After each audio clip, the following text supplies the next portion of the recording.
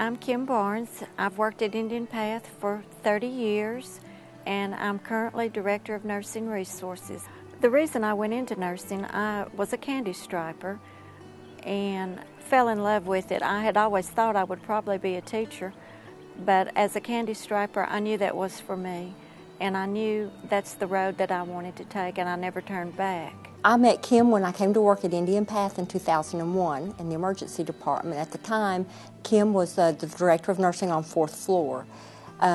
She was truly a servant's heart before we knew the criteria for servant's heart. Not only does she know everybody that works here, but she knows their family, their children's names. She, when she passes them, she always asks, how they're doing and how, somebody in their family is doing, that lets you know that she really knows this person. She's not just being, polite. She's always looking at others, looking how others can have a better day, what can happen differently, what can happen better,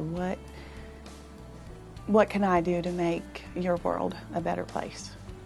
And she's just so compassionate to the people who have been here a long time, no matter if they're in housekeeping or food service or in clinical services.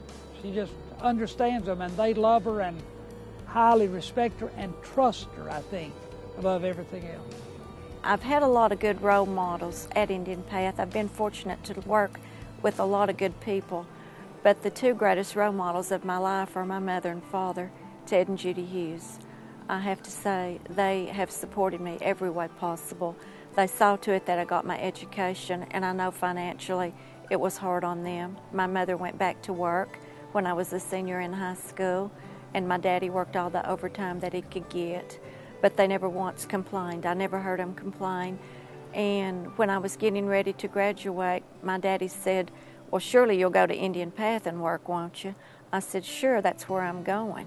So that's how I wound up at Indian Path. When I walked in the door, I was 22, and I thought I would stay there for a couple of years and get experience, and it didn't work that way. I met my husband through actually a blind date that a patient engineered. I'm married to Randy Barnes. He's a pharmacist. We've lived here in Colonial Heights ever since we got married.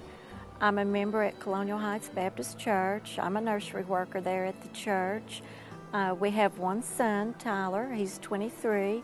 He's at UT, and we hope to see him get out soon. She really puts her heart and soul into her job. She really enjoys it. When we were first dating, she always said that she loved her job, loved what she was doing, and she always has. She has such an insight. She can tell that there's something wrong with you, and she will find out what it is, and she will try to help you.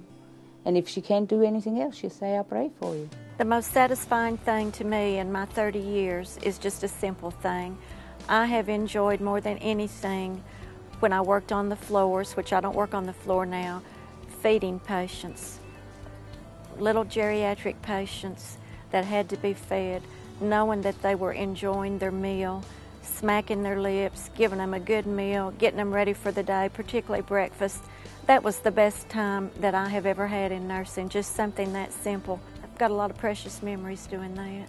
The new nurses that come on, she has such a personality that's so comfortable that I think it puts them at ease when they come in the door.